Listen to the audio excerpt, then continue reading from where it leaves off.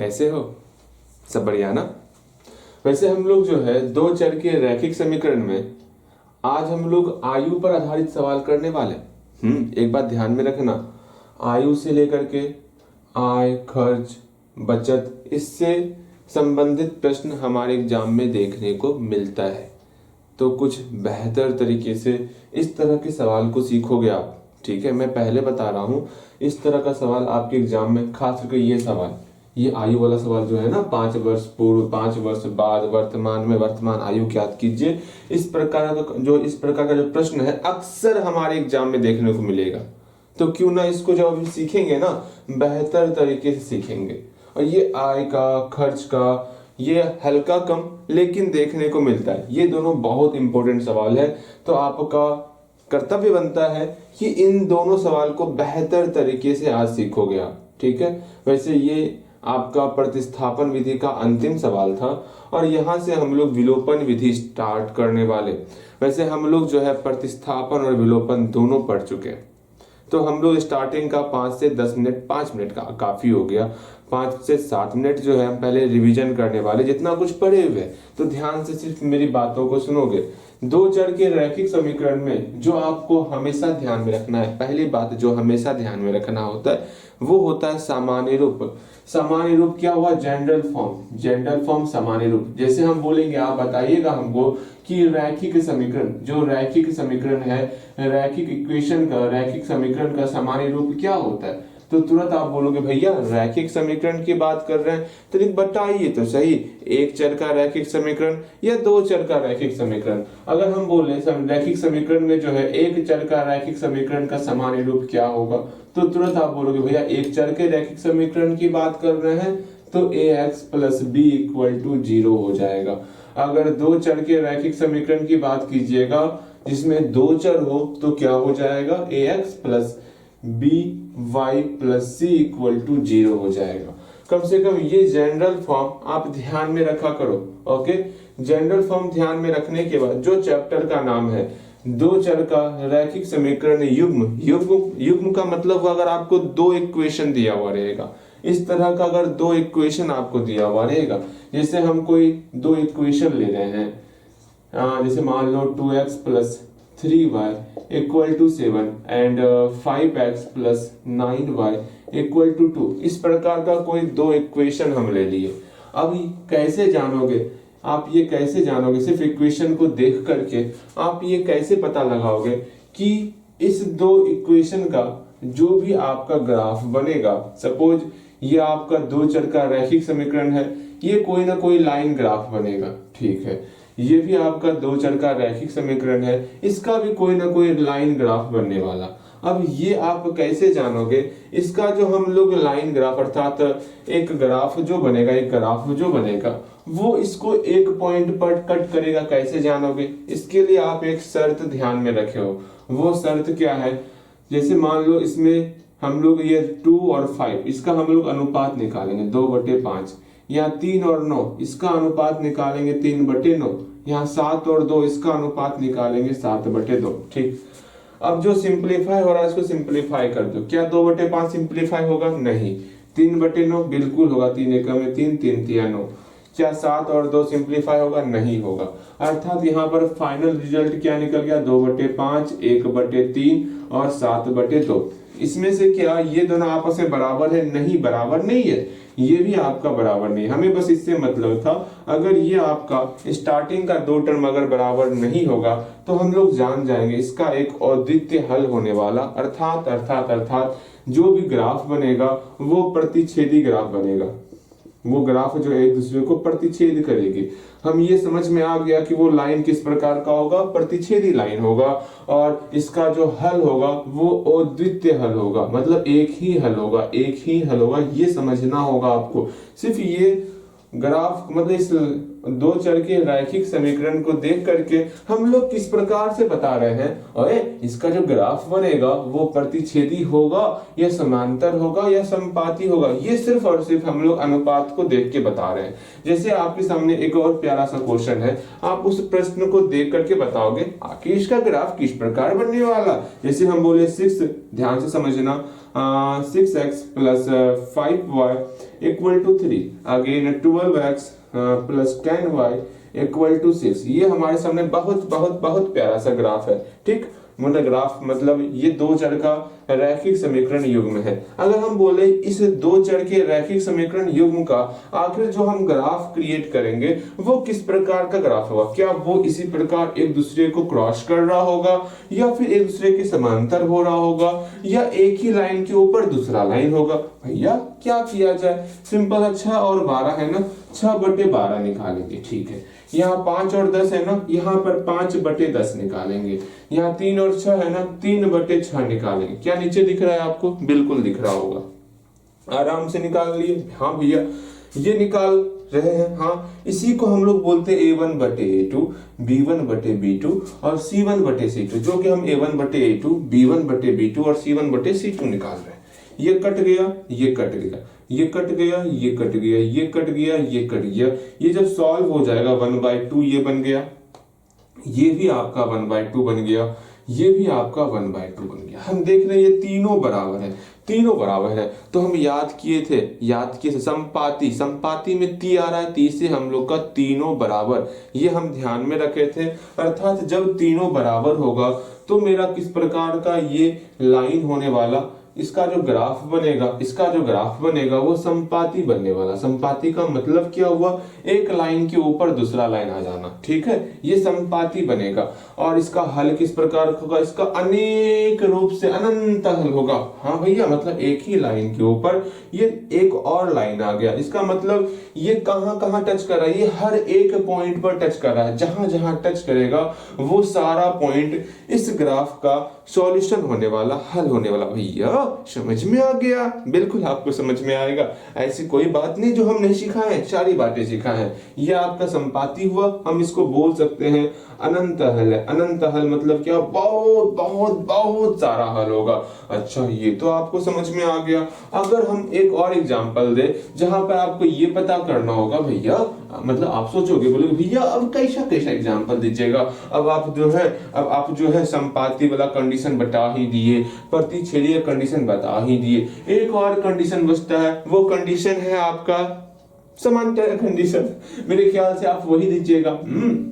बहुत ज्यादा आप भविष्यवाणी कर रहे हो, बिल्कुल सही सोच रहे हो आप। अगर यहाँ देखो, ये 4x हो गया, ये आपका 6y हो गया, ये 5 हो गया। अब यहाँ पर सोचोगे, ये इसका जो ग्राफ बनेगा, इस दो चर के रैखिक समीकरण का जो हम ग्राफ क्रिएट करेंगे वो किस प्रकार का ग्राफ होगा। क्या वो प्रतिच्छेदी ग्राफ होगा, क्या वो समांतर ग्राफ होगा, क्या वो संपाती ग्राफ होगा, किस प्रकार का ग्राफ होने वाला। सोचोगे आप, सोचते सोचते बहुत सोचते ये आपके मन में विचार आ रहा है, भैया हम क्या करें हम सिंपल सा A1/A2, B1/B2, C1/C2 निकालना होता है। ये 2 और 4 का अनुपात निकाल लिए, यहाँ पर 3 और 6 का अनुपात निकाल लिए, यहाँ पर 4 और 5 का अनुपात निकाल लिए।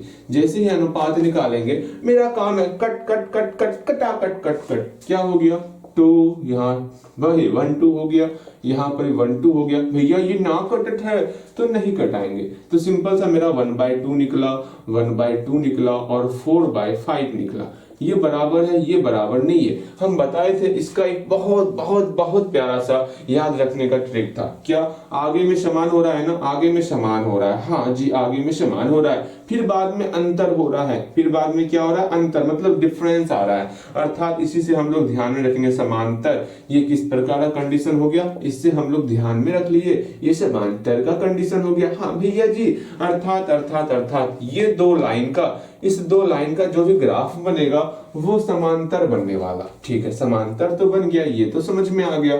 इसका हल क्या होगा, क्या ये दोनों ग्राफ जो है कहीं पर एक दूसरे को क्रॉस कर रहा है क्या। भैया भैया भैया, जब क्रॉस ही नहीं कर रहा है इसका कोई हल नहीं होगा, कोई हल नहीं होगा, ये समझ के चलना है। और आपके बुक में एक चीज पूछा जाता है, वो क्या कि हाँ इसका हल जो है संगत है, ये संगत नहीं है, ये बताइए। संगत का मतलब क्या, जो कहीं पर टच कर रहा है वो संगत हो जाएगा, जो टच नहीं कर रहा है वो आपका असंगत होगा। समांतर जो है ये टच नहीं कर रहे दूसरे को, अर्थात ये आपका असंगत हो गया, ये समझना है, ठीक है। और ये संपाती हर एक पॉइंट पर एक दूसरे को क्रॉस कर रहे, मतलब टच कर रहा है, इसी को हम लोग संगत बोल सकते हैं, ठीक है। और प्रतिच्छेदी वाले को भी संगत बोलेंगे। ये छोटी छोटी बातें आपको ध्यान में रखनी है। चलो, अच्छा लगा, मतलब आपको कुछ कुछ आइडिया है जो हम सिखा है, ऐसा नहीं कि सब भूल जाते हैं। वो काम तो आप नहीं कर रहे हो ना कि भूल गए थे, भूलना नहीं है, ये बहुत इंपॉर्टेंट है। किस प्रकार से हम सिर्फ इस दो चर के रैखिक समीकरण को देख करके कैसे बताएंगे समांतर है, संपाती है या फिर प्रतिच्छेदी, कैसे बताएंगे, वो चीज आपको पता होना चाहिए। और तीसरा चीज आपको पता होना चाहिए, हल करने के लिए, चाहे वो प्रतिस्थापन विधि से हो, चाहे वो विलोपन विधि से हो, चाहे वो वज्रगुणन विधि से हो, इंपॉर्टेंट तो यही दोनों है प्रतिस्थापन और विलोपन बहुत इंपॉर्टेंट है। तो अच्छे तरीके से सीखोगे आप, ठीक है, बिल्कुल अच्छे तरीके से सीखोगे।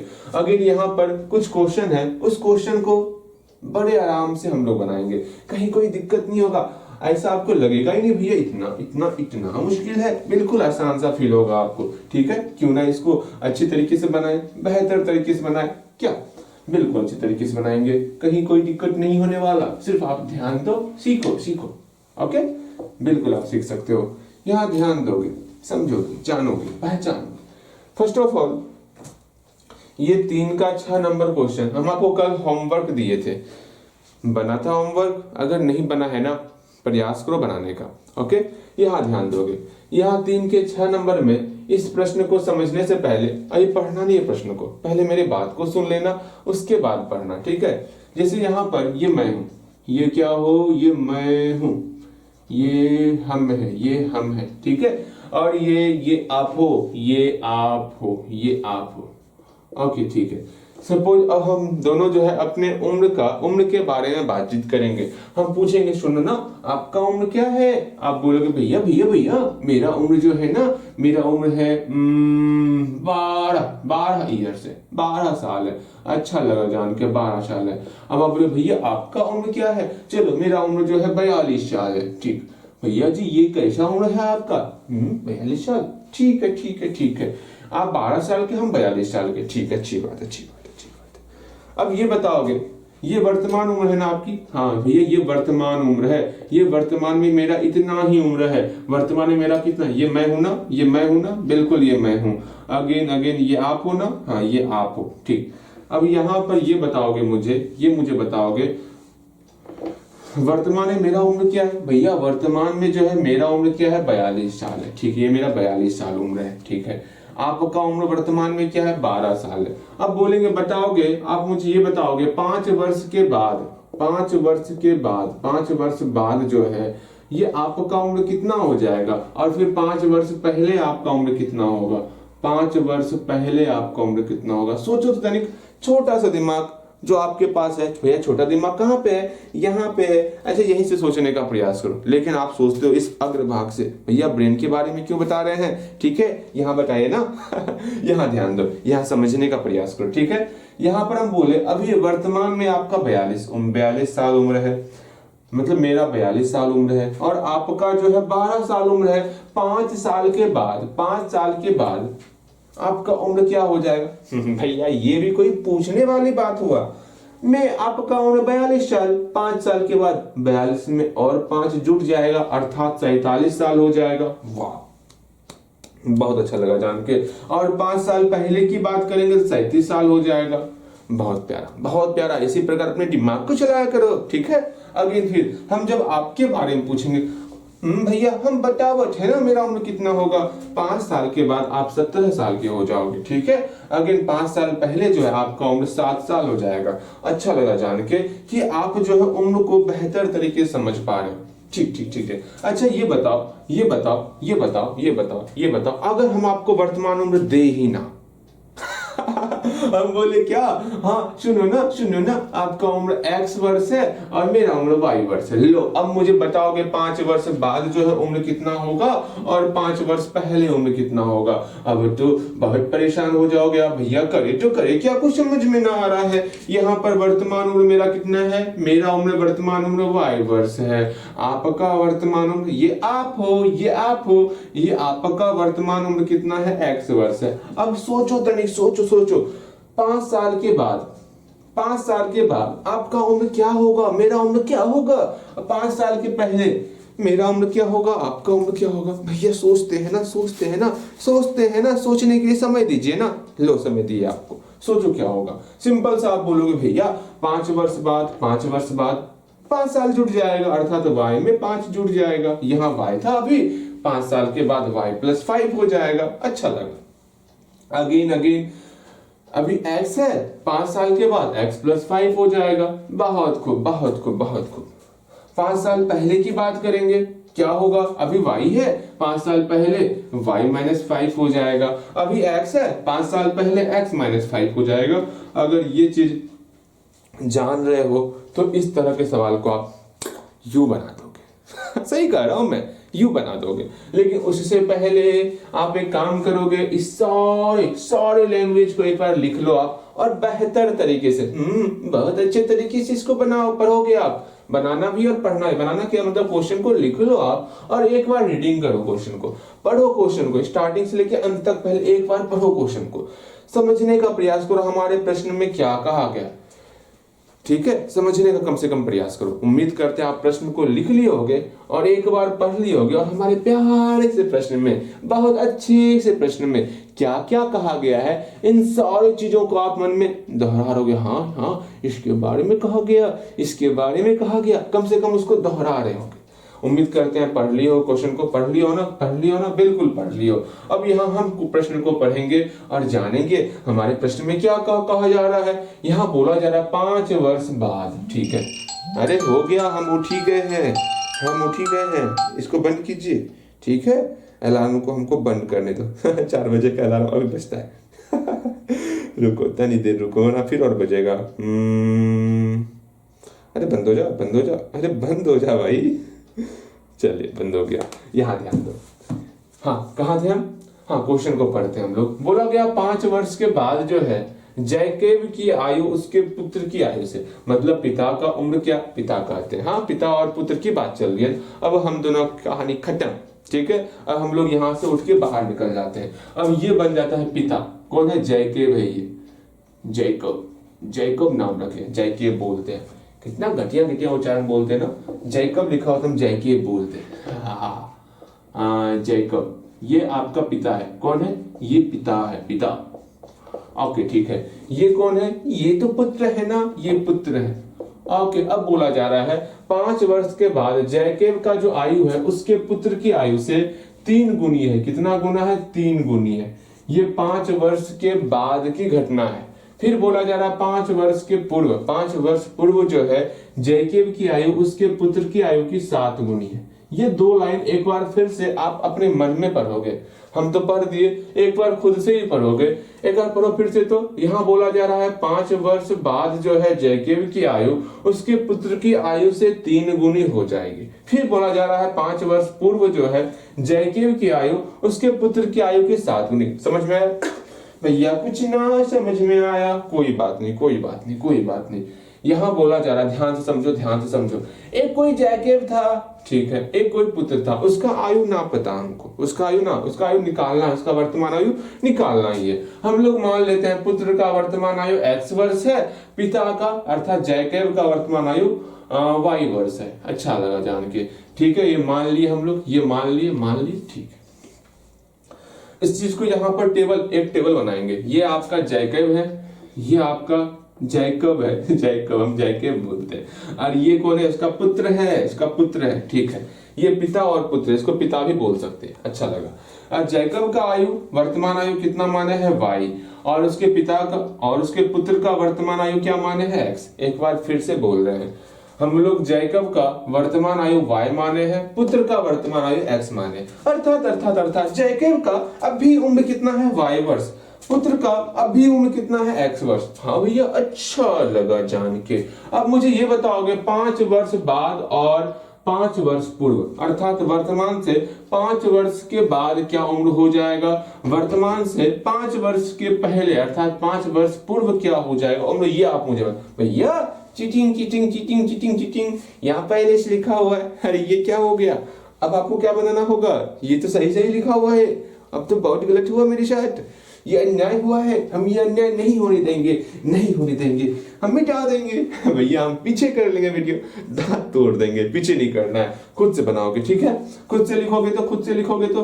अर्थात वर्तमान उम्र ये दिया हुआ है आपको, ये वर्तमान उम्र है, ठीक है, वर्ष में दिया हुआ, ये 5 वर्ष के बाद उम्र है, ये 5 वर्ष के पहले का उम्र है, ये बताओगे यहाँ पर क्या होगा, यहाँ पर क्या होगा, यहाँ पर क्या होगा, यहाँ पर क्या होगा, बनाओगे आप बस यूं ही रफ में बनाओ ना, ये सॉल्यूशन नहीं आ रहा, रफ में बनाओ इसको, ठीक है, जल्दी से। बन गया बन गया बन गया बन गया बन गया बन गया होगा, बन गया होगा, बन गया होगा, बन गया होगा, ठीक है, बन गया बिल्कुल। अब यहाँ पर आप क्या बनाए हो ध्यान से समझोगे। हाँ, ये सॉल्यूशन ही कर देते हैं, चलो। यहाँ पर कितना 3 का 6 नंबर, हाँ 6 नंबर सॉल्यूशन यहाँ मान लेंगे हम लोग, ऊपर में लिख लो आप, यही पे लिखो ना, हटो यही पे लिखो, सॉल्यूशन ही कर लो अच्छे तरीके से, क्यों लिखना तो आपको ये 2 चीज यहाँ लिखोगे, क्या सॉल्यूशन कर रहे हैं, माना कि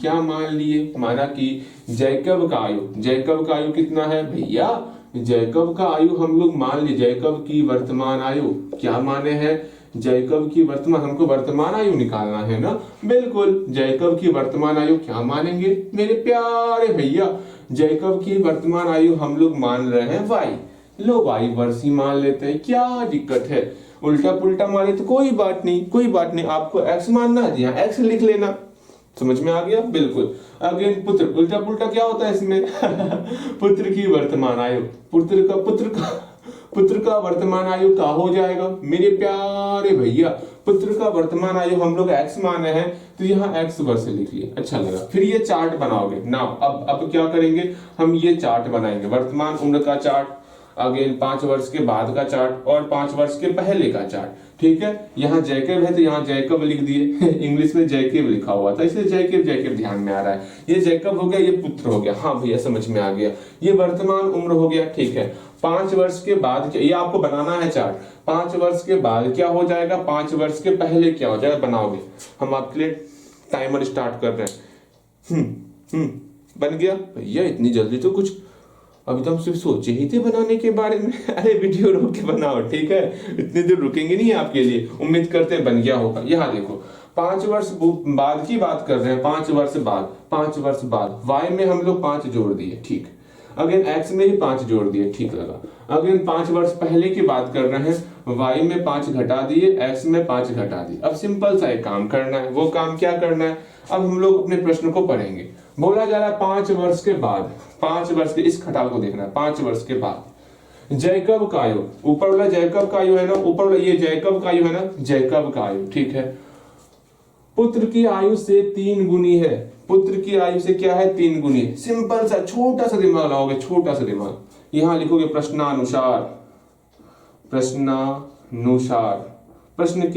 प्रश्नानुसार सोचोगे आप, ये दोनों बराबर कर रहे हैं क्या, y+5 और x+5 बराबर कर रहे हैं, ये बराबर कब होगा, यहाँ बोला जा रहा है ये पिता का उम्र है 5 वर्ष के बाद, ये इसके पुत्र का उम्र है, ये जैकब पिता है ना, जैकब का उम्र है, ये किसका उम्र है, उसके पुत्र का, ये जैकब का उम्र है, ये जैकब का उम्र है, ये उसके पुत्र का उम्र है, हाँ भैया ठीक है, समझ में आ गया। 3 गुना कौन है, जैकब या उसका पुत्र, भैया जी ऑफ कोर्स, कौन 3 गुना होगा, उसका पिता ना 3 गुना होगा, जैकब ना 3 गुना होगा, पुत्र तो छोटा सा है, हाँ छोटा सा। अब यहां समझो, जैकब का आयु उसके पुत्र की आयु से 3 गुना है, ये ना 3 गुना है, हम आपको सिखाए थे, अगर ये पिता है, हाँ ये पिता है आपका, ये पुत्र है आपका, छोटा सा पुत्र है, नन्ना मुन्ना पुत्र है, अगर ये पुत्र है, ये पिता है, इसका मान लो 2 साल है, इसका मान लो कितना साल है, 6 साल है। भैया पिता के 6 साल का होगा। अच्छा लो, तुम लोग ही क्या करवाओगे मुझसे।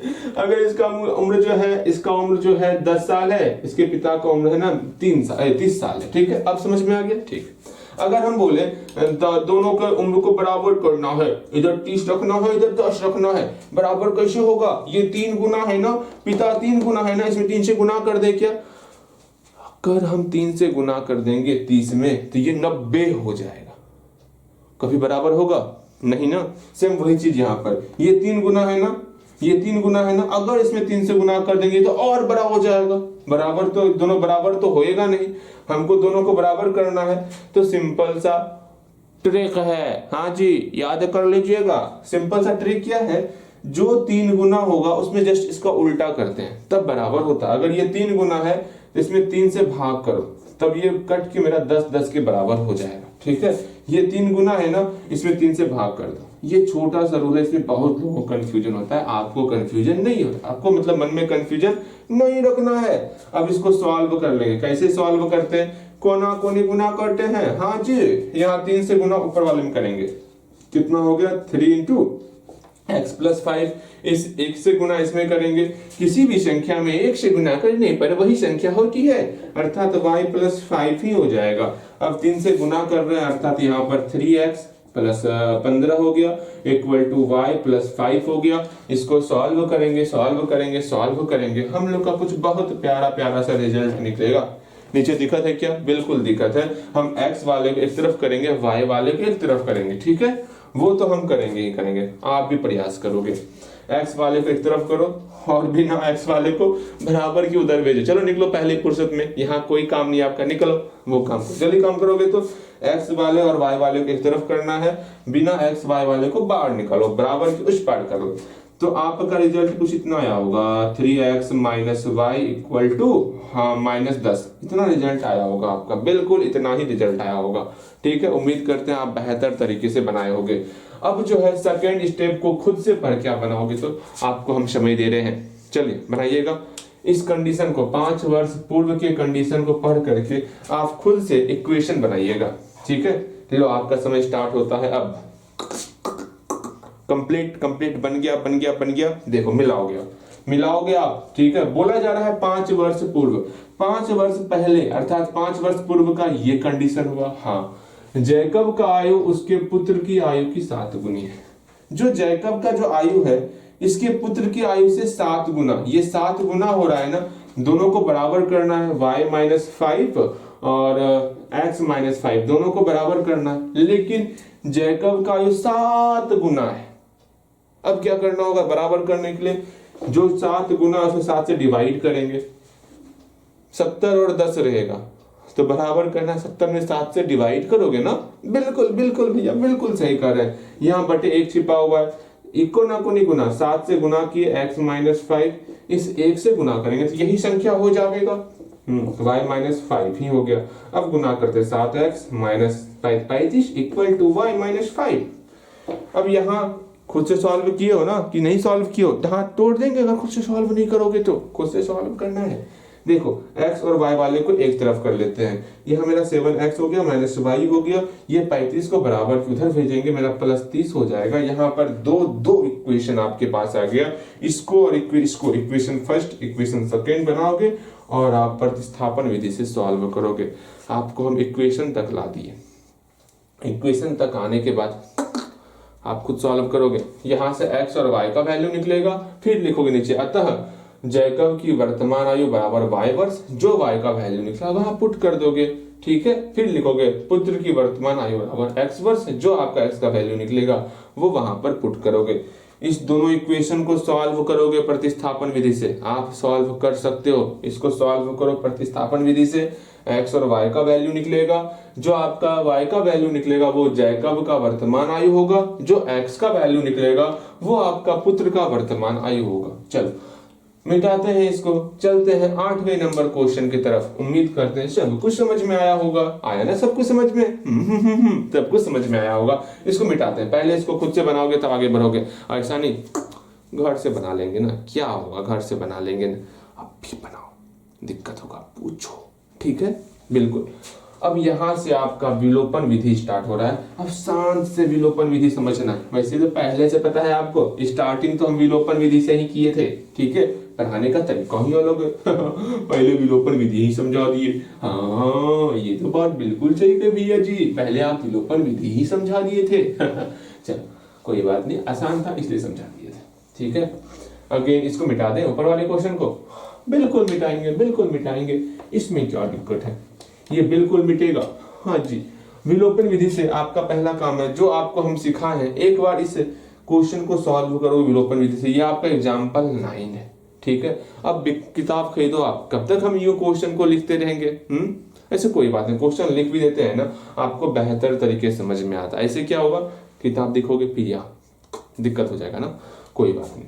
यहाँ देखो एग्जाम्पल 9 को देखोगे, यहाँ पर आपको इक्वेशन दिया हुआ है, समीकरण दिया हुआ है, इसको आप एक बार सॉल्व करने का प्रयास करोगे। हम एक बार रिवीजन करवा देते हैं विलोपन विधि का, ठीक है। बार बार तो इतना इतना इतना विलोपन विधि से क्वेश्चन सॉल्व करवा है ना, आपको याद हो गया होगा विलोपन विधि ना। विलोपन विधि बेहतर तरीके से सिखाए थे, कहीं कोई दिक्कत नहीं। यहाँ देखो एग्जाम्पल 9 देखते हैं, ध्यान से समझोगे। यहाँ पर आपको दो इक्वेशन दिया हुआ है, दो चर का रैखिक समीकरण का युग्म दिया हुआ है। 2x + 3y = 8 है। अगेन फिर 4x + 6y = 7 है। क्या है, 4x + 6y = 7 दिया हुआ है। हमको इसको सॉल्व करना है, क्या करना होगा, क्या करना होगा पता है? इसका क्या हल निकलेगा, इसका अनंत हल निकलेगा। हम सिर्फ इक्वेशन को देख के बता दिए, सोचो आप ही, अभी हम सॉल्व नहीं कर रहे, बस यहाँ सोचोगे आप। यहाँ 2 है, यहाँ 4 है, 2/4, हाँ 3/6, 8/7 सोचेंगे हम लोग। यहाँ 1/2 हो गया, यहाँ पर भी 1/2, कितना निकल गया, 1/2 बराबर 1/2 बराबर 8/7। ये दोनों बराबर है ना, ये डज नॉट इक्वल टू है ना, ये सम बराबर है, समांतर हो गया। अर्थात ये जो है समांतर कंडीशन है, ये जो है हम अनंत हल बोल देते क्या, मे भी बोले होंगे, हमें लगा यहाँ कुछ और है। यहाँ देखो, अर्थात ये समांतर का कंडीशन हो गया, अर्थात इसका कोई भी हल नहीं होगा, इसमें x और y का वैल्यू निकलेगा ही नहीं। आप निकालना, नहीं निकलेगा। देख लियो, x और y का वैल्यू नहीं निकलने वाला। भैया ये कैसे आप अंतर्यामी हो गए हैं, तुरंत बिना सवाल किए बता दिए कि ये समांतर होगा कि नहीं होगा। स्टार्टिंग में रिवीजन करवाए थे ना, वो रिवीजन किया करो। मतलब हम कैसे जान गए समांतर होगा, हम देखिए इसका अनुपात निकाले 2/4, फिर 3/6, फिर 8/7, सिंपलीफाई कर दिए, 1/2, 1/2, 8/7। ये दोनों समान था, समान, यहाँ अंतर था, अंतर, अर्थात ये समांतर का कंडीशन हो गया, इसमें दोनों लाइन समांतर होगा। और हम आपको पता होना चाहिए, जो सॉल्यूशन निकालते हैं, जो हल निकालते हैं, वो है क्या, वो हल तभी होगा जब ये दोनों लाइन एक दूसरे को क्रॉस करेगा। ये क्रॉस नहीं कर रहा है, अर्थात इसका हल नहीं निकलेगा। आप जब सॉल्व करोगे ना, x वाला पूरा कट जाएगा, देख लेना आप, या तो y वाला पूरा कट जाएगा। सॉल्व ही नहीं होगा ना, सॉल्व होगा ही नहीं, देख लियो आप। इसको सॉल्व हम करते हैं, इसको हम सॉल्व करेंगे। अब भैया ऐसा ऐसा भी कुछ होता था क्या, हमें तो पता ही नहीं था। हाँ, हम तो सोचते थे हाँ सिर्फ विलोपन लगाएंगे x निकलेगा ही निकलेगा, प्रतिस्थापन लगाएंगे हाँ x और y निकलेगा ही निकलेगा, लेकिन ऐसा नहीं होता है, ठीक है। वो हल तब निकलता है जब आपका अद्वितीय हल होगा या फिर अनंत हल होगा, तब वहां पर आपको x और y का वैल्यू निकलेगा। लेकिन ये समांतर कंडीशन में चांस ही नहीं बनता है। हाँ जी, देखो बनाते हैं इसको, बेहतर तरीके से बनाते हैं। आपको तो ये समझ में आ गया, क्वेश्चन को देख करके आप समझ जाते हो कि सॉल्यूशन इसका निकलेगा कि नहीं निकलेगा। दिमाग तो आपके पास हो गया होगा। हाँ भैया, दिमाग हो गया हमारे पास। अच्छा लगा, ठीक है। इसी तरह जो है सीखने का प्रयास करो, रिवीजन करने का प्रयास करो, ठीक है। यहाँ देखो क्या करना है, क्या नहीं करना है, क्या करना है, क्या नहीं करना है, क्या करना है, क्या नहीं करना है। हम आपको विलोपन विधि में सिंपल सा रूल सिखाएं, इसको इक्वेशन फर्स्ट, इसको इक्वेशन सेकंड। सोचना है आपको, या तो x वाले को बराबर करो या तो y वाले को बराबर करो। सोचोगे, बहुत दिमाग लगाओगे, बहुत दिमाग लगाओगे। भैया मेरे प्यारे भैया, यहाँ 2 है, यहाँ 4 है। अगर इसमें हम 2 से मल्टीप्लाई कर दे, पूरा का पूरा इक्वेशन फर्स्ट में, पूरा का पूरा इक्वेशन फर्स्ट में अगर हम 2 से मल्टीप्लाई कर दे तो यहाँ मेरा भैया 4 हो जाएगा। उसमें अगर हम इक्वेशन सेकंड को घटा दे तो x वाला खत्म हो जाएगा, x वाला खत्म हो जाएगा। बिल्कुल सही कहा है आप। अब आपका काम है, बस एक काम है, इक्वेशन फर्स्ट में 2 से मल्टीप्लाई करना। इस पूरे के पूरे इक्वेशन फर्स्ट में 2 से मल्टीप्लाई करो। यहाँ पे 2x है ना, 2x मेरा 4x बन गया। कैसे बना? 2 से मल्टीप्लाई हुआ, ठीक है। यहाँ 3y है ना, 3y में 2 से मल्टीप्लाई किए 6y हो गया। यहाँ 8 है ना, यहाँ 16 हो गया, ठीक है। इसमें 2 से मल्टीप्लाई किए, घटाना है। अच्छा सब्र रखो ना, घटाएंगे भी। अभी इक्वेशन सेकेंड है ना, इक्वेशन सेकेंड, यहाँ उतर के यहाँ आ जा। यहाँ 4x है तो 4x, यहाँ 6y है तो 6y, यहाँ इक्वल टू 7 तो इक्वल टू 7। घटा उसको, खत्म, ये खत्म। यहाँ 0 बचा है, 0 इक्वल टू आपका निकल गया 9, ठीक है। 9 7, ठीक है। देखो कभी 0 और 9 आपस में बराबर होगा क्या? 0 और 9 आपस में कहीं बराबर होगा? ये डज नॉट इक्वल टू निकल रहा है, ये कभी बराबर नहीं होगा। हम तो पहले अंतर्यामी कर देते। मेरे प्यारे भक्तों, जो आप जिस इक्वेशन को सॉल्व करने जा रहे हो उसका सॉल्यूशन नहीं निकलने वाला है। नहीं निकला ना? समझ में आया? बिल्कुल। यहाँ देखो, अर्थात ये इसके बराबर नहीं है, अर्थात यहाँ हम लोग लिखेंगे, अतः समीकरण युग्म का कोई हल नहीं होगा, कोई हल नहीं होगा। बस इतना ही लिख देना है, क्योंकि यहाँ पर इक्वेशन ही सेटिस्फाई नहीं कर रहा। कभी 0 जो है 9 के बराबर होगा? सोचो आप ही, नहीं होगा ना। बस ऐसे ही आपको सोचना होगा, ठीक है। वैसे हम बिना सॉल्व किए भी स्टार्टिंग में A1 A2 से इसको सॉल्व करके बता देते हैं कि इसका कोई हल नहीं होगा, वो भी सही होता। वो भी हल ही है ना, हल के बारे में ही बता रहे हैं ना, सॉल्व के बारे में ही बता रहे हैं ना, ठीक है। लेकिन इस प्रकार से सॉल्व करोगे और अच्छा रहेगा आपके लिए। चलो बातें समझ में आ गई। कब मेरा समीकरण युग्म का सॉल्यूशन होगा, कब नहीं होगा, कब होगा कब नहीं होगा, ये सारी बातें दिमाग में आ रही है? बोलो हाँ भैया, सब कुछ समझ में आ गया? बिल्कुल सही। अब यहाँ पर इस प्रश्न को देखते हैं, ठीक है। भले ही आपको लग रहा हो भैया ये कैसा प्रश्न दिखा रहे हैं आप। हाँ, इस प्रश्न को समझने से पहले रुक जाओ, पहले इसको पहले मिटा मत दो, पहले मिटाते हैं इसको अच्छे तरीके से।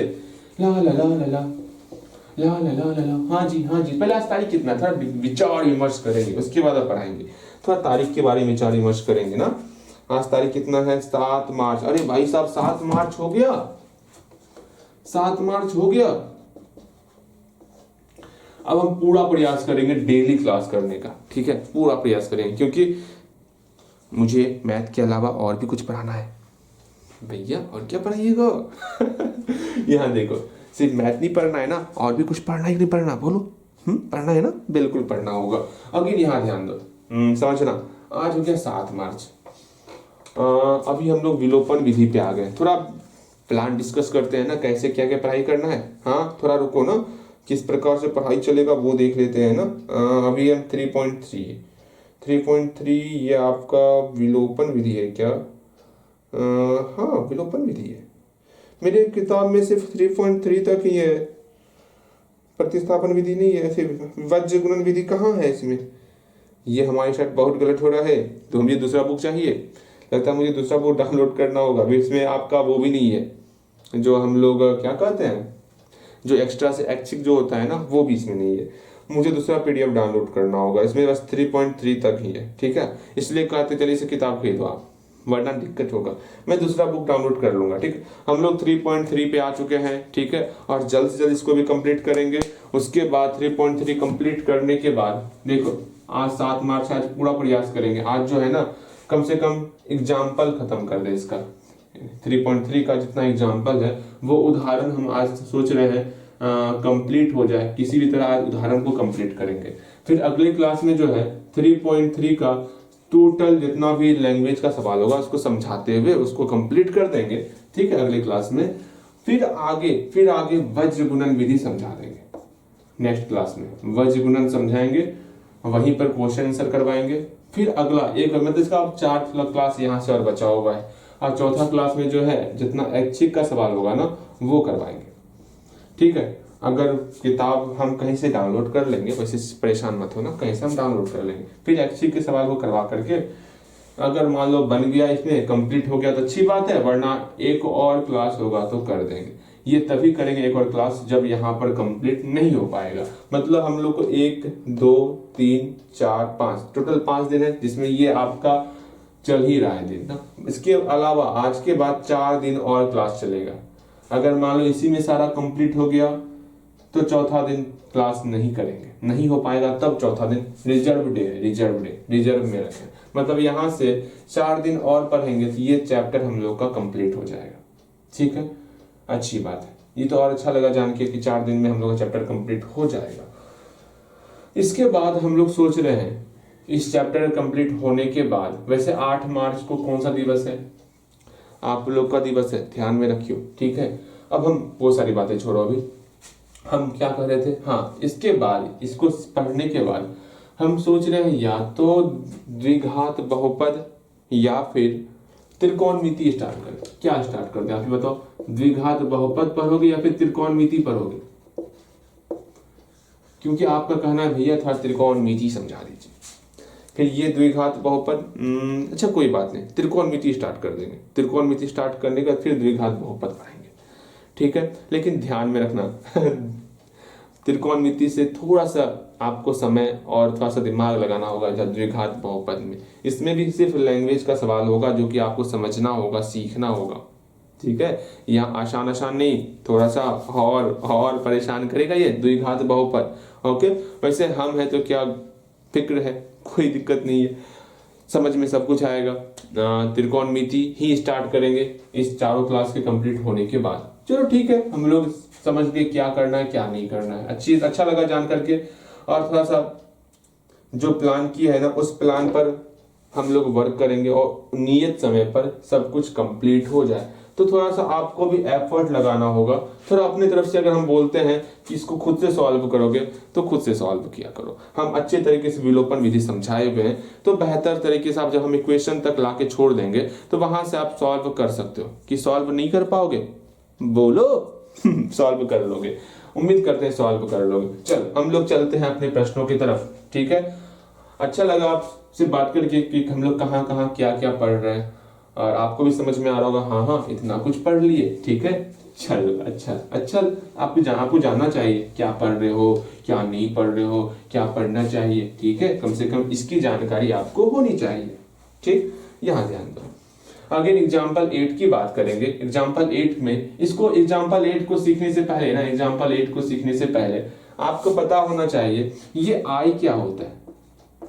आय क्या होता है? खर्च बोला गया है ना, खर्च को हम लोग व्यय भी बोलते हैं। ठीक है, ये खर्च क्या होता है और बचत क्या होता है, ये 3 चीज आपको पता होना चाहिए। इसका सवाल आय खर्च और बचत का सवाल पता है। जैसे मान लो ये आप हो, ठीक है, ये आप हो, हाँ भैया ये हम तो हैं। अब हमका जो है ना, हमार माँ जी जो है हमका कुछ पॉकेट मनी दी, मेरी आपकी बहुत प्यारी माँ आपको जो है पॉकेट मनी देती, लो बेटा जा खाना खा लियो खरीद करके, लो माँ जी आपको 5 रुपए कितना लोगे तब? हाँ क्या सोच रहे हो 500 रुपए? कहाँ है, किस दुनिया में हो? 5 रुपए बहुत हो गए। ठीक है, जाओ चॉकलेट खरीद के खा लियो। ठीक, हाँ माँ जी जो है आपको 5 रुपए देती है। ठीक, ये आपका क्या हो गया? 5 रुपए माँ जी दी, ये आपका आय हो गया। चलिए मेरा ये आय, जो पैसा हमारे पास आए उसको बोलेंगे आय। ठीक है, जो पैसा आया उसको हम बोल दिए आय। 5 रुपए आय, 5 रुपए आय। ठीक है, 5 रुपया हमारे पास आ गया। ठीक, ये आय हो गया। जो पैसा जाए उसको बोलेंगे खर्च हो गया। ठीक है, खर्च बोले, इसका दूसरा नाम होता है व्यय। ठीक, खर्च करना मतलब जो पैसा निकल गया, मतलब आपके पास 5 रुपए। अब सोचोगे क्या करें, यहाँ पर दुकान है, यहाँ पे दुकान है, यहाँ दुकान है, यहाँ दुकान है, इसमें यहाँ बैठे हुए यहाँ बैठा हुआ है कोई दुकानदार। हम जाएंगे, ओ चाचा हाँ हमका जो है ना सेंटर फ्रेश दे दीजिएगा, सेंटर फ्रेश। हाँ आप 2 चॉकलेट सेंटर फ्रेश खरीद लियो। ठीक, खर्च कितना हुआ? 2 रुपए खर्च हो गया। हाँ मम्मा जी को बोल देंगे सारा पैसा खर्चा हो गया और बचत कर लेंगे। कितना का बचत करेंगे? हम 3 रुपए का बचत करेंगे। बचत करते करते गुल्लक बनाएंगे, उस गुल्लक में हर दिन 3-3 रुपए डालेंगे, 3-3 रुपए डालेंगे, 3-3 रुपए डालेंगे। हाँ 3-3 रुपए डालेंगे, एक समय ऐसा आएगा जो गुल्लक पूरा फुल हो जाएगा, पूरा फुल हो जाएगा। नजर पड़ गया हमारे भैया का, अगर हमारे भैया की नजर पड़ जाएगा दिक्कत हो जाएगा, इसको छिपा के रख लेंगे, भैया की नजर ना पड़े। जब ये गुल्लक फुल हो जाएगा ना तो इसे सारे पैसे को निकालेंगे, फिर अपनी माँ जी के लिए एक बहुत प्यारा सा गिफ्ट ला के माँ जी को देंगे। वाह, अच्छा लगा जान करके आप माँ जी का इतना सोचते हो। चलो ठीक है, ऐसा ही करना। ठीक, यहाँ देखो जो हम कह रहे हैं वो समझो। यह आय है ना, ठीक है। आय जो है 5 रुपए है आपका, आप 2 रुपए खर्च कर रहे हो और 3 रुपए बचा रहे हो। अगर हम बोले बचत आपको नहीं पता है, बचत आपको नहीं पता है, सुनो ना, बचत कैसे निकालोगे, बचत नहीं पता है तो? भैया ये कोई बात हुआ, ये कोई बात हुआ, बचत कैसे निकालेंगे? जितना टोटल आय हुआ अगर उसमें हम खर्च को घटा देंगे तो बचत निकल जाएगा। सोचो आप, जितना आपके पास पैसा आया और जितना खर्च कर रहे हो, कितना पे बचा, दोनों घटा देंगे आपस में। अर्थात आय में अगर हम खर्च को घटा देंगे तो हम लोग का बचत हो जाएगा। इसको फॉर्मूले वाले कॉपी में लिख लोगे, जल्दी से लिखो। तो मैंने कहा है ना, फॉर्मूला वाला कॉपी एक बनाओगे, पतला वाला 10 रुपए वाला, जितना रुपए का बनाओ, ज़्यादा फॉर्मूला नहीं होने वाला। 2 पेज पूरा मैथ बुक पढ़ोगे, 2, 3, 4, 5 पेज काफ़ी हो गया। लेकिन हाँ, ट्रिगो में फॉर्मूला होगा, जल्दी से इस फॉर्मूले को लिख लो। तो बचत बराबर आय माइनस खर्च, बचत बराबर आय माइनस खर्च। जैसे याद नहीं रखी तो याद ही हो गया होगा, बचत बराबर आय माइनस खर्च। चलो यहाँ आते हैं, प्रश्नों को सॉल्व करते हैं। अब सोचो, आप खुद करते हैं, आप खुद सोचोगे क्या सोचना है आपको। मान लो यहाँ 2 व्यक्ति है, ये आपका मित्र है, ये आप हो, ये आप चूटियाधारी, ठीक है। हाँ भैया, ये कैसा नाम उच्चारण करते हैं, ऐसा नाम उच्चारण मत कीजिए। हमारे दोस्त लोग बहुत गंदे हैं, वो हमें कुछ से कुछ पुकारने लगेंगे। ठीक है, अब ऐसा नाम उच्चारण ना ही करेंगे। देखो यहाँ पे समझो, अगर आपको आय का अनुपात दे दे, मतलब हम बोल दिए, सुनो ना, आप दोनों मेरी बातों को सुनोगे ध्यान से। अगर बोले आप जो है ना, ये आपका मित्र जो है, इसका आय, इसको माँ जी 10 रुपए देती है, आपको माँ जी 5 रुपए देती है, ठीक है। आपका मित्र जो है वो 8 रुपए खर्च कर देता है, आप 2 रुपए खर्च करते हो। कितना रुपए खर्च करते हो? 2 रुपए खर्च करते हो, ठीक है। थोड़ा दिक्कत हो रहा है बनाने में ना, थोड़ा इधर लेते आते हैं, ठीक है। अब समझ में आ रहा, इसको मिटाओ, यहाँ समझो, यहाँ समझना ध्यान से हम क्या कहना चाह रहे हैं, ठीक है। तभी समझ में आएगा, वरना समझ में नहीं आएगा। हाँ, आय जो है 10 रुपए है, आपके, ये आपका मित्र है, ये आप हो, ठीक है। ये आप हो, ये आपका मित्र है, ठीक। यहाँ ध्यान दो, ये आपका मित्र जो है, उसका आमदनी 10 रुपया, उसकी माँ जी 10 रुपए देती है, आपको 5 रुपए दे रही है। आप 2 रुपए खर्च कर रहे हो, आपका मित्र 8 रुपए खर्च कर रहा है। इसका बचत क्या होगा ये बताओ तो? इसका बचत, आपके मित्र का बचत क्या होगा भैया? सिंपल सा तो है, जो टोटल आय हुआ और खर्च को आपस में घटा देंगे। यहाँ पे टोटल आय 5 और 2 को आपस में घटा देंगे। बिल्कुल सही जा रहे हो, ठीक है। अगेन अगर बोल दिया आपको पता ही नहीं है, आपको अनुपात दे दिए, आय का अनुपात दे दिए 9:7 और खर्च का अनुपात दे दिए 4:3, लो अब क्या करोगे भैया? अनुपात दिए है ना, बिल्कुल सही। हम लोग मान लेंगे, अनुपात को देख के बोलेंगे कि हाँ, हमारे मीटर का हाँ जो आय हो गया वो 9x हो गया। जब अनुपात हटाते हैं तो यहाँ पर कोई ना कोई एक वेरिएबल लाते हैं, ठीक है। बातें समझ में आ रही? बिल्कुल।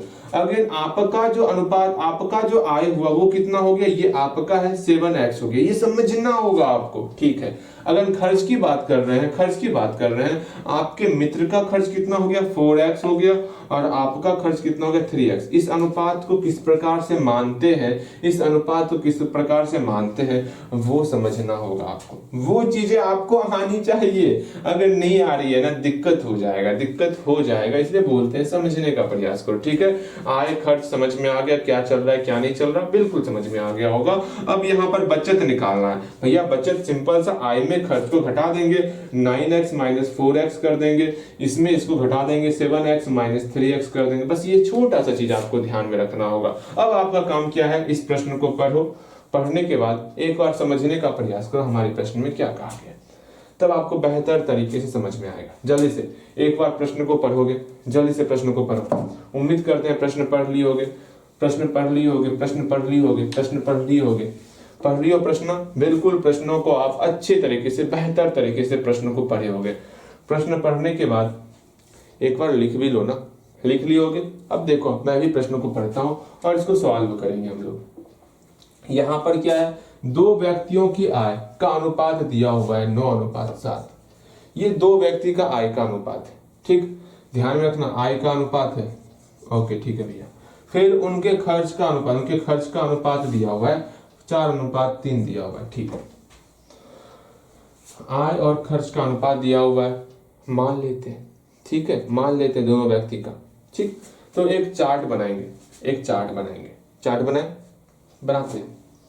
यहां लिखेंगे आय, आय नहीं, यहां ना लिखो, यहां आय लिखो, आया लिख दी, आय ले, ये क्या कर रहे हैं। फिर खर्च लिखेंगे, हाँ भैया खर्च लिख लिए। यहां प्रथम व्यक्ति, ये पहला व्यक्ति हो गया, पहला व्यक्ति। फिर यहां पे दूसरा व्यक्ति, दूसरा व्यक्ति हो गया। फिर यहाँ पे अनुपात क्या दिया हुआ है, आय का अनुपात, जो अनुपात दिया वो लिख लेंगे, अच्छा लगेगा। हो गया हो गया हो गया हो गया। हाँ देखो, समझोगे समझोगे, अनुपात छोड़ो, अनुपात छोड़ो, अनुपात छोड़ो, समझो समझो यहाँ पे। अब आय का अनुपात क्या दिया, पहला व्यक्ति दूसरा व्यक्ति का, भैया आय का अनुपात 9:7 है ना, 9:7 है ना। पहला व्यक्ति का 9 है, दूसरा व्यक्ति का 7 है। पहला व्यक्ति का 9x, दूसरा व्यक्ति का 7x, ठीक है, समझ में आ गया, ठीक है। अगेन खर्च का अनुपात कितना है, पहला व्यक्ति का 4y, दूसरा व्यक्ति का 3y, 4y और 3y। ये समझ में आ रहा है कैसे कर रहे हैं, क्या कर रहे हैं, क्या नहीं कर रहे हैं। अगर समझ में नहीं आया वो तो बताओ, हम फिर दूसरे तरीके से समझाएंगे। अगर समझ में आ रहा है तो बहुत अच्छी बात है। भैया इसमें x क्यों लगाए, इसमें सिर्फ y क्यों लगाए, ये आपको विचार हो रहा होगा ना। समझो, यहाँ 9:7 है ना, 9:7 है, हाँ चमक रहा है क्या, यहाँ देखो 9:7 है, ठीक। हम जानते हैं अनुपात को बटे के फॉर्म में लिख सकते हैं, अर्थात 9/7 हो गया। अब सोचो आप, इसमें सिंप्लीफाई होके ही आया होगा ना। हम यहाँ पर x बोल दिए, यहाँ पर x बोल दिए, दोनों में x लिख लिए। बाद में क्या, दोनों में x इसलिए लिखे कि बाद में कटने के बाद ये 9:7 ही रहे, ठीक है। अब वही अलग अलग करेंगे तो ये 9x हो जाएगा, ये 7x हो जाएगा। वही 9x पहला व्यक्ति का आय है और 7x जो है दूसरा व्यक्ति का आय है। ये पूरा का पूरा आय के बारे में ही कहा जा रहा है। यहाँ 4 और 3 का रेशो है ना, यहाँ y लिखे, यहाँ y लिखे। ये 4y पहले व्यक्ति का खर्च है, ये 3y दूसरे व्यक्ति का खर्च है। ये छोटी सी बात आपको समझनी होंगी। चल समझ गया, ये समझ में आ गया, समझ में आ गया, समझ में आ गया, बिल्कुल समझ में आ गया। अब बचत देखते हैं, आगे पढ़ते हैं, आगे पढ़ें, आगे पढ़ें, बिल्कुल आगे पढ़ेंगे, ध्यान से समझोगे आप। फिर से हम क्वेश्चन पढ़ते हैं, आपको समझाते हैं। यहाँ दो व्यक्ति का आय जो है 9:7 है, दो व्यक्ति का आय 9:7 है, 9x 7x। उनके खर्च का अनुपात 4:3 है, उनके खर्च का अनुपात 4y और 3y है, ठीक। यदि प्रत्येक व्यक्ति प्रति महीने, हर महीने जो है 2000 रुपए क्या करता है, वो बचा लेता है, बचा रहा है 2000 रुपए ना। दोनों व्यक्ति अपना अपना 2000 रुपए ही बचाता है, दोनों 2000 रुपए ही बचाता है, ठीक है। दोनों का बचत कैसे निकालेंगे भैया, इसका बचत यहां लिखेंगे प्रश्नानुसार। प्रश्नानुसार क्या हो जाएगा भैया, इसका बचत कैसे निकालेंगे, 9x और 4y को आपस में घटाएंगे तो 2000 रुपए निकल जाएगा। कैसे हुआ, इसका बचत जो है कितना है, 2000 ना। बचत कैसे निकालते हैं, इस दोनों को आपस में घटाएंगे तो बचत निकल जाएगा 2000 रुपए। यहाँ इस दोनों का बचत कैसे निकलेगा, इस दोनों को आपस में घटाएंगे, 7x और 3y को आपस में घटाएंगे, बचत कितना निकलेगा, 2000 निकलेगा।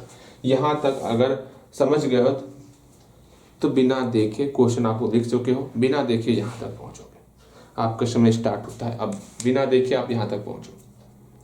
भैया ये क्या करते हैं, मतलब इतनी देर में वीडियो रोक लो, बना लो अच्छी तरीके से, जो करना है करो, इतना ही समय आपके पास मिलेगा वीडियो रोक के बनाने का। ठीक है, वीडियो रोक लो और बनाओ।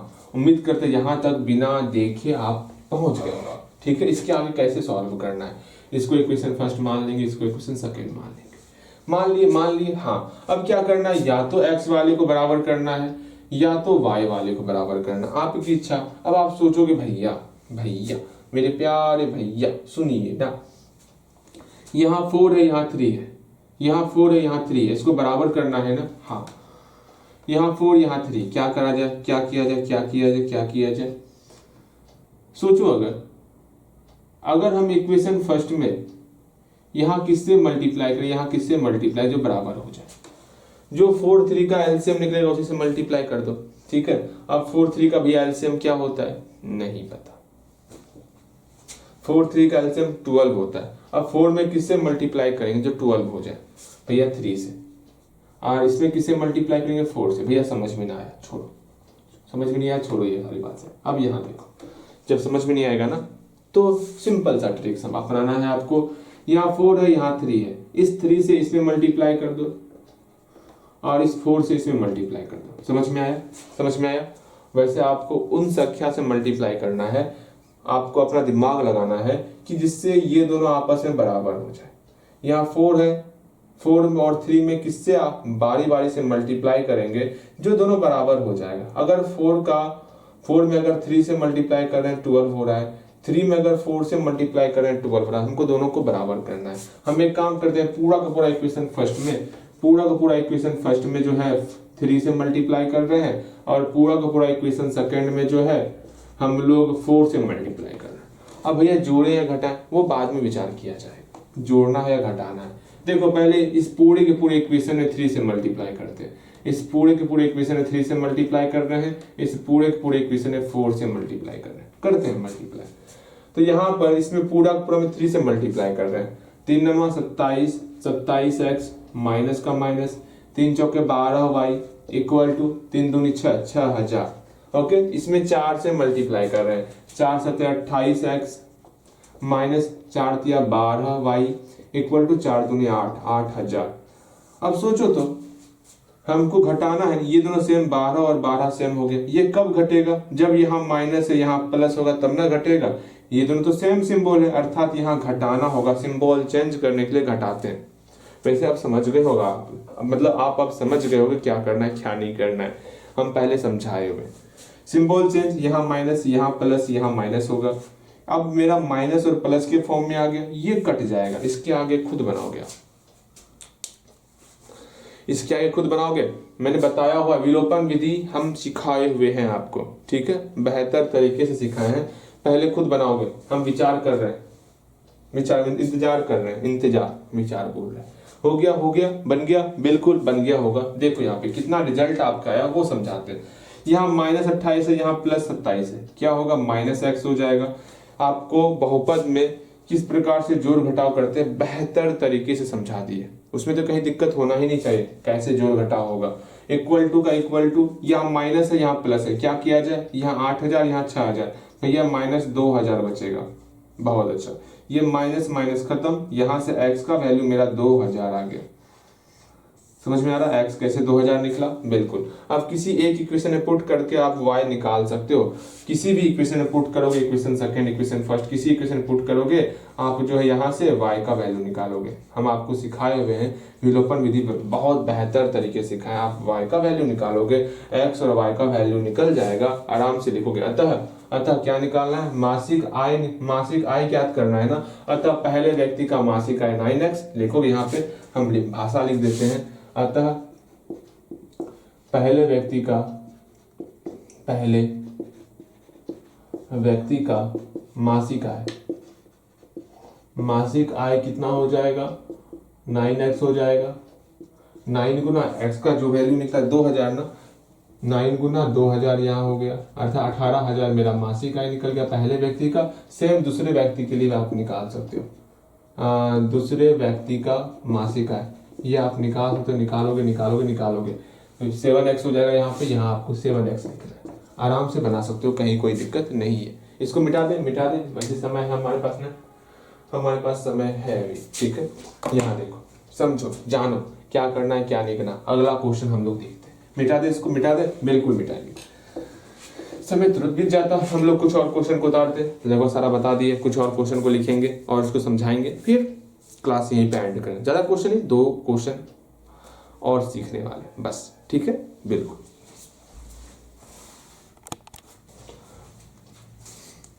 आज का ये अंतिम क्वेश्चन, ठीक है। ध्यान से इस प्रश्न को पढ़ना। और पहले मैं बता दूं, ये अंक और अंक को पलट के संख्या बनता ना, इस तरह का प्रश्न आपके एग्जाम में पूछा जाता है, तो ध्यान से बेहतर तरीके से सीखोगे। बहुत ज्यादा इंपॉर्टेंट है ये, ठीक है, बहुत बहुत बहुत ही ज्यादा इंपॉर्टेंट है। अब ध्यान से मेरी बातों को सिर्फ सुनना है पहले, उसके बाद मैं क्वेश्चन पढ़ने के लिए कहूंगा, तब क्वेश्चन पढ़ने पर आपको सारा ध्यान देना है। अगर हम कोई संख्या लिख ले, जैसे हम यहाँ पर 67 लिखे हुए, ध्यान से देखो 67 लिखे हुए हैं। अगर हम बोलेंगे चलो जी इसका विस्तार कीजिएगा, विस्तार करने आता है ना, यहाँ 6 है, ठीक है, ये कौन सा अंक है, ये कौन सा अंक है, ये कौन सा अंक है, बोलोगे भैया ये जो है ना दहाई अंक है। जो दहाई अंक होता है उसमें हम लोग 10 से गुना करते हैं, ये बात पता होना चाहिए आपको। फिर प्लस यहाँ 7 है ना, 7 इकाई अंक है, जो इकाई अंक होगा उसमें किसी से मल्टीप्लाई नहीं करते। ये विस्तार करने आपको तो आता होगा, बिल्कुल ये पता होना चाहिए। अगर ये पता होगा तभी ये बनेगा। अगर हम बोलिए 47, 46 बोल दिए, हम बोलेंगे चलो जी इसका विस्तार करके बताओगे, एक्सपेंडेड फॉर्म लिखोगे। सिंपल सा 4 मेरा दहाई अंक है ना, जो दहाई अंक होगा उसमें हम लोग 10 से मल्टीप्लाई करते हैं। यहाँ 4 है, 4 में हम लोग 10 से मल्टीप्लाई करेंगे, और प्लस यहाँ 6 है, इकाई अंक ना, 6 का 6 यहाँ पर लिख लेंगे। अगर यहीं पर 46 की जगह पर मेरा एक्स वाई रहता, क्या रहता, एक्स वाई कोई संख्या, मान लो इकाई अंक इसका x है और दहाई अंक इसका y है। अब कैसे बनाओगे आप, भैया भैया भैया सुनिए ना, हम लोग सिंपल सा 6 के जगह पर x लिखे हैं ना, तो हम भी 6 के जगह पर x लिख देंगे। यहाँ 4 की जगह पर y लिखे हैं भैया, तो हम भी 4 की जगह पर y लिख देंगे। तो कितना बन जाएगा, 10 गुना y 10y हो जाएगा, प्लस x हो जाएगा। ये संख्या बन रहा है। अगर संख्या बनाना सीख रहे हो ना, बहुत अच्छी बात है, ठीक है, समझ रहे हो, बात को समझो। अगर संख्या बनाना सीख रहे हो बहुत बहुत बहुत अच्छी बात है। अब सिंपल सा समझोगे ध्यान पूर्वक। जैसे मैं लिख रहा हूं, कोई एक कॉलम बनाते हैं, ध्यान से समझना। जैसे ये संख्या है, ठीक है, संख्या, ओके। अगर संख्या का आपको इकाई अंक पता है, ठीक है, संख्या का इकाई अंक पता है, दहाई अंक पता है, तो बताओ संख्या क्या बनेगा। जैसे जैसे जैसे जैसे जैसे जैसे यहाँ इकाई अंक संख्या का, मान लिए इकाई अंक जो है संख्या का x है, इकाई अंक संख्या का कितना है, x है, और दहाई अंक संख्या का जो है, दहाई अंक संख्या का y है। बताओगे संख्या क्या बन सकता है, तो बोलोगे भैया संख्या क्या बनेगा, जो दहाई अंक होता है ना उसमें हम 10 से मल्टीप्लाई कर देते हैं। जो दहाई अंक होता है उसमें 10 से मल्टीप्लाई। ध्यान से समझना हम क्या कहना चाह रहे हैं, ध्यान से समझो मेरी बातों को, ठीक है। यहाँ 46 था, ये 6 हमारा इकाई अंक था, ये 4 हमारा दहाई अंक था। जो दहाई अंक होगा उसमें हम लोग 10 से मल्टीप्लाई कर रहे हैं। जो दहाई अंक होगा उसमें 10 से 2 से दहाई, 2 से 10 से मल्टीप्लाई करते, अर्थात दहाई अंक मेरा y है, 2 से दहाई 2 से 10 से मल्टीप्लाई करना होगा, अर्थात तो y में हम लोग 10 से मल्टीप्लाई करेंगे और जो इकाई अंक होगा उसको जोड़ देंगे। कोई दिक्कत, कोई दिक्कत, बोलो कोई दिक्कत नहीं ना, नहीं ना, कोई दिक्कत बिल्कुल नहीं।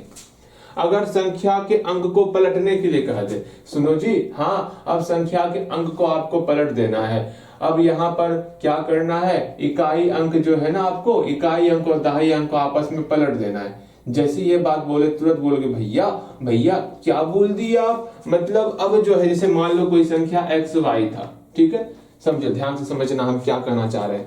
किसी संख्या का इकाई अंक x है और उसका दहाई अंक y है, मतलब संख्या मेरा y(x) है। हाँ, अब इसको पलटने के लिए कहे, जैसे इसको पलट देंगे मेरा संख्या क्या बन जाएगा, xy बन जाएगा ना। उस कंडीशन में इकाई अंक क्या हो गया इसका भैया, इकाई अंक इसका y हो गया और दहाई अंक क्या हो गया, दहाई अंक x हो गया।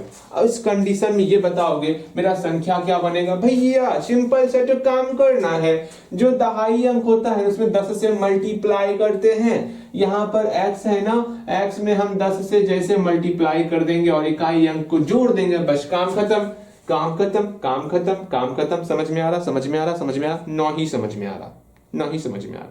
ठीक है, समझाते हैं, फिर से समझाते हैं, फिर से समझाते हैं, फिर से समझाते हैं, क्या दिक्कत है, फिर से समझाएंगे, अच्छी तरीके से समझोगे फिर से समझाएंगे। देखो अब इसको सॉल्व करते हैं, ठीक। उदाहरण 10 सॉल्यूशन देखो, ध्यान से समझना आप। उससे पहले एक बार प्रश्न को पहले लिख लो और पढ़ लो पहले प्रश्न को, जल्दी से प्रश्न को लिखो और पहले प्रश्न को पढ़ो, तब आगे हम लोग सॉल्यूशन देखेंगे। जितना हमें समझाना था उतना समझा दिए, पहले एक बार क्या करोगे, प्रश्न को पढ़ लो और लिख लो, प्रश्न को लिख ली होगे, पढ़ ली होगी। अब यहाँ देखो, यहाँ पर बोला गया 2 अंकों की एक संख्या है, कोई एक संख्या है जो 2 अंकों की संख्या है, डन, बिल्कुल। उसके अंकों को पलटने पर बनी संख्या का योग, बनी संख्या का योग 66 है।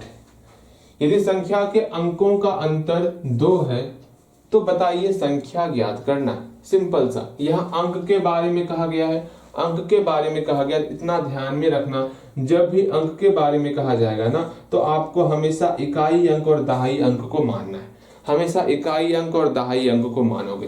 तो मानते हैं, माना कि इकाई अंक बराबर x, माना कि इकाई अंक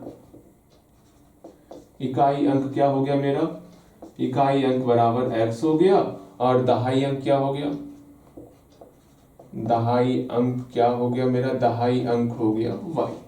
कोई दिक्कत, कोई दिक्कत, कोई दिक्कत नहीं। अब यहां पर इकाई अंक दहाई अंक दिया हुआ है तो संख्या क्या हो जाएगा, संख्या क्या हो जाएगा भैया, संख्या सिंपल सा संख्या हो जाएगा। क्या होगा संख्या भैया, सुनिए ना, आप संख्या के बारे में बात कर रहे हैं, आप संख्या के बारे में बात कर रहे हैं, हाँ संख्या क्या हो जाएगा, तो संख्या सिंपल सा मेरा हो जाएगा, संख्या क्या बनेगा भैया, संख्या क्या बनेगा, संख्या क्या बनेगा, ध्यान से समझो, संख्या क्या बनेगा, इकाई अंक मेरा क्या है x है, दहाई अंक क्या है y, मेरा संख्या yx बना, हाँ yx संख्या बना, ठीक, बहुत अच्छा, बहुत अच्छा, बहुत अच्छा। अगर संख्या के अंक को पलट दे, अगर अंक को पलट दे तब संख्या क्या बनेगा, मतलब अंक को पलटने पर बनी संख्या, अंकों को पलटने पर बनी संख्या, अगर इसके अंक को पलट दे तो संख्या कौन सा बनेगा, अंक को पलट दो, x को आगे कर दो, y को पीछे कर दो, मेरा संख्या x y बन गया, बिल्कुल सही, बिल्कुल सही। अब इसका हमको एक्सपेंडेड फॉर्म लिखना है, आपको एक्सपेंडेड फॉर्म पता है ना, आपको एक्सपेंडेड फॉर्म पता है। देखो यहाँ पर अगर 46 था तो हम लोग क्या करते, जो स्टार्टिंग में रहेगा उसमें 10 से मल्टीप्लाई करते थे, 4 गुना 10 प्लस 6 करते थे। सेम अगर एक्स वाई रहेगा, जो स्टार्टिंग में रहेगा उसमें 10 से मल्टीप्लाई करेंगे, जो बच गया उसको लिख लेंगे। सिंपल सा इसका एक्सपेंडेड फॉर्म लिखना है। यहाँ वाई एक्स है ना, वाई एक्स का मतलब क्या होता है, 10y प्लस एक्स हो गया। यहाँ एक्स वाई है ना, एक्स वाई का मतलब क्या होता है, 10x प्लस वाई हो गया। ये छोटा सा चीज आपको सीखना होगा, सीख लियो सीख लियो सीख लियो, ठीक, बहुत अच्छा। अब यहाँ पर हमको प्रश्न में क्या कहा गया उसको देखो, प्रश्नानुसार, अकॉर्डिंग टू क्वेश्चन, प्रश्न के अनुसार देखो हमारे प्रश्न में क्या कहा गया, प्रश्नानुसार हमारे प्रश्न में क्या कहा गया उसको देखेंगे।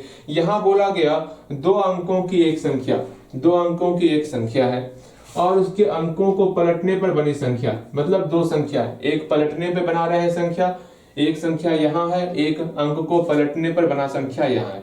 जब दोनों को जोड़ेंगे, 66 हो जाएगा।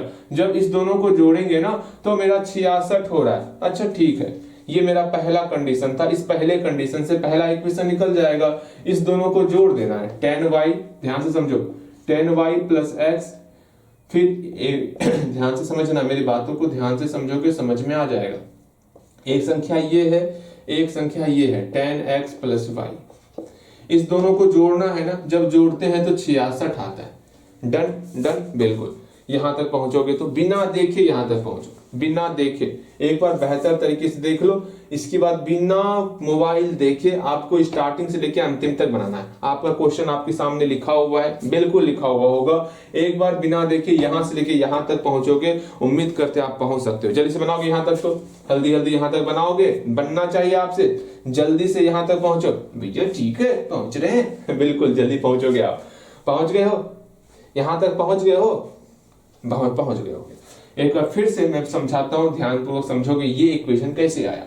बोला जा रहा है 2 अंकों की एक संख्या, 2 अंकों की एक संख्या और उसके अंकों को पलटने पर, उसके अंकों को पलटने पर बनी संख्या, इस दोनों का योग दिया हुआ 66, दोनों को जोड़ लिए 66 आ गया।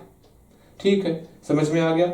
अगेन आगे पढ़ेंगे बाद में, पहले इसको सॉल्व कर लेते हैं। इसको सॉल्व कर ले, बिल्कुल हमेशा प्लस है ना, ब्रैकेट के बाहर प्लस होता है तो चिन्ह में कोई परिवर्तन नहीं होता। जो जैसे ब्रैकेट को हटा दो, 10y plus x plus 10x plus y, ये आदत डलवा रहे हैं ब्रैकेट लगाने का। मान लो कहीं पर अंतर दे दिया तब तो दिक्कत हो जाएगा ना आपको, इसलिए बोल रहे हैं कि ब्रैकेट लगा के आपको ये समझाना चाह रहे हैं। अगर यहाँ माइनस भी रहेगा ना तो गलतियां आप नहीं करोगे। अब सिंपल सा एक काम करना है, x वाले को एक तरफ करेंगे, y वाले को एक तरफ करेंगे। x वाला ये दोनों है ना, इसको एक तरफ कर लेते हैं, x प्लस 10x हो गया। अगेन y वाला एक तरफ, यहाँ y है, यहाँ 10y है। हाँ भैया ये तो बहुत आसान लग रहा है। अब इसके आगे खुद से सॉल्व करोगे तो उम्मीद करते हैं आप खुद से सॉल्व कर सकते हो, इक्वेशन तक आप खुद से पहुंच सकते हो। ठीक है, पहुंच गए होगे। यहाँ पर x प्लस 10x क्या होता है बताओगे भैया, 11x होता है, बिल्कुल आप जानते हो। अगेन यहाँ y प्लस 10y क्या होता है, 11y होता है, इक्वल टू 66 का 66। ये आपका इक्वेशन फर्स्ट मान लिया हम लोग इसको। ऐसा ऐसा जो हम लोग सीखे हुए हैं बहुपद में। ठीक है, अगेन यहाँ देखो इक्वेशन फर्स्ट मान लिए, अच्छा भैया मान लिए। अगेन फिर बोला गया संख्या के अंकों का अंतर, संख्या का अंक क्या माने हैं x और y, इसका अंतर 2 दिया हुआ है। इस दोनों को अगर घटाएंगे ना तो हम लोग का 2 होता है। मान लेते या तो x minus y equal to 2 करो या तो y minus x equal to 2 करो, आपकी इच्छा। तो हम करते हैं, तो अगेन पुनः क्या करेंगे हम लोग, y minus x equal to 2 करेंगे। ठीक है, इसको 2 तरीके से बना सकते हैं, या तो y minus x equal to 2 लेकर के, या तो x minus y equal to 2। यहाँ पर दोनों में से कोई एक आप ले सकते हो। ठीक है, समझ में आ गया। ठीक, इसको इक्वेशन सेकेंड बनाएंगे, दोनों इक्वेशन को सॉल्व करेंगे, मेरा x और y का वैल्यू निकल जाएगा। समझ में आ गया, समझ बना लोगे, बिल्कुल आप बना सकते हो। हम थोड़ा सा आपको हिंट्स दे देते हैं, समझोगे।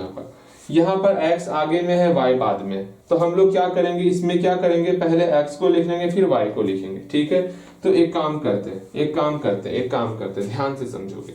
x को आगे कर लेते, x को आगे करो, क्या होगा ध्यान से समझोगे मैं क्या कहना चाह रहा हूँ। x को आगे करेंगे तो मेरा y को पीछे, x का चिन्ह माइनस x है, y का चिन्ह प्लस है ना, y को बाद में x को पहले लिख लिए। ये समझ में आ रहा, नहीं समझ में आया, एक बार फिर से समझाते हैं, ध्यान से समझो। y minus x equal to 2 दिया हुआ था। ठीक है, y minus x equal to 2, y का चिन्ह मेरा प्लस है, तो सिंपल सा एक काम करेंगे, y को पीछे कर ले, प्लस y पीछे हो गया, x को आगे कर ले, माइनस एक्स मेरा आगे हो गया, इक्वल टू 2 हो गया। हाँ भैया समझ में आ गया, ये मेरा इक्वेशन सेकेंड बना लिए। अब सोचो आप, यहाँ पर 11 है, यहाँ पर क्या है, 1 है, कुछ नहीं तो 1 छिपा हुआ है, तो इसमें हमको 11 से मल्टीप्लाई करना होगा ना, तो सिंपल सा इसमें 11 से मल्टीप्लाई करेंगे, देखो क्या होता है। तो अगेन नाउ अब क्या करने वाले हम लोग, इक्वेशन फर्स्ट में 11, इक्वेशन फर्स्ट में तो 11 पहले से है ना, हाँ, इक्वेशन सेकंड में 11 से मल्टीप्लाई करते, इक्वेशन सेकंड में 11 से मल्टीप्लाई कर रहे हैं, फिर दोनों का चिन्ह अलग अलग है तो जोड़ देंगे, इक्वेशन फर्स्ट को जोड़ेंगे। हम लोग विलोपन विधि में पढ़े हुए हैं, कैसे क्या करते हैं। अगर समझ में नहीं आता तो बोलोगे भैया हमको समझ में नहीं आता है, समझाइए विलोपन विधि फिर से, हम फिर से समझाएंगे। स्टार्टिंग में ही आपको विलोपन विधि बेहतर तरीके से सिखाए थे, कहां पर क्या करना है। हमको इसको सेम करना था, यहाँ 11x था, यहाँ पर माइनस x है, इसमें 11 से मल्टीप्लाई करेंगे तब ना 11x, और यहाँ 11x होगा। हाँ भैया, यहाँ पर माइनस पहले से है तो यहाँ माइनस नहीं करेंगे, अगर माइनस नहीं होता तब यहाँ माइनस करते। भैया समझ में आ गया। अब इक्वेशन सेकंड में 11 से मल्टीप्लाई करो, यहाँ जैसे ही 11 से मल्टीप्लाई करेंगे तो माइनस 11x हो गया, बिल्कुल। यहाँ प्लस 11y हो गया, बिल्कुल। फिर यहाँ पर 22 हो गया, बिल्कुल। फिर इक्वेशन फर्स्ट को लिख लेंगे। क्या है इक्वेशन फर्स्ट? ऊपर पे है 11x plus 11y equal to 66। खत्म, ये खत्म, माइनस प्लस था खत्म हो गया। यहाँ पे 22y हो गया, यहाँ पर आपका 88 हो गया। यहाँ से y को अकेला कर लेंगे, मेरा कितना हो जाएगा y, ये आप खुद बनाओगे। यहाँ से आप y को अकेला करोगे, कितना हो जाएगा भैया 88/22, अर्थात मेरा 4 हो गया, y का वैल्यू 4 हो गया। अब y का वैल्यू किसी भी एक इक्वेशन में पुट करोगे, या तो इक्वेशन सेकेंड में पुट करो या तो फर्स्ट में पुट करो, आप x का वैल्यू निकाल सकते हो। नीचे दिख रहा है क्या? हाँ दिख रहा होगा, ठीक है। किसी भी एक, समझो क्या किए हम लोग, फिर से समझाते हैं, समझो ध्यान से समझोगे। हम लोग को जो है समझना ध्यान से, हम लोग को ये इक्वेशन फर्स्ट कैसे किए समझ में आ गया। हाँ, इस दोनों को जोड़े तो मेरा 66 हो गया। फिर इक्वेशन सेकेंड कैसे किए समझ में आया। कैसे किए? सिंपल सा, जो दोनों का अंतर दिया हुआ था, या तो x माइनस वाई करते या तो y माइनस एक्स करते, ठीक है। दो अंतर था, दोनों अंतर हम कर सकते आराम से, या तो x माइनस वाई या तो y माइनस एक्स कर सकते थे आराम से। हम लोग जो है y माइनस एक्स किए तो मेरा 2 हो गया। अगर x माइनस वाई करोगे तो फिर आपका अलग आंसर निकलेगा, लेकिन आंसर सेम होगा, ठीक है। तो आराम से जो है हम लोग यहाँ पर एक इक्वेशन बनाए, यहाँ पर एक इक्वेशन बना, दोनों को सॉल्व किए, मेरा y का वैल्यू निकल गया। किसी एक इक्वेशन में पुट करके हम लोग x का वैल्यू निकाल लेंगे। मान लो हम इक्वेशन सेकेंड में पुट कर रहे हैं, इक्वेशन सेकेंड में हम लोग y इक्वल टू 4 पुट करेंगे। यहां से खुद से बनाओगे, हम आपके लिए रुके हुए, इसको आप खुद से सॉल्व करोगे। ये सब सॉल्यूशन आपको खुद से करना चाहिए, क्योंकि हम आपको बेहतर तरीके से सॉल्यूशन सिखा दिए। सॉल्यूशन कम से कम खुद से करो, ऐसा नहीं हो बहु यही सॉल्यूशन आएगा, अलग अलग सॉल्यूशन एग्जाम में आता। हाँ, तरीका ये सेम रहेगा, यहां तक तरीका सेम रहने वाला। तरीका तो बेहतर तरीके से आपको समझा दिए, बाकी आपको खुद से सॉल्व करना होगा। खुद से सॉल्व करोगे, उम्मीद करते हैं सॉल्व कर लिए होगे। सॉल्व कर लिए हो ना, सॉल्व कर लिए होगे।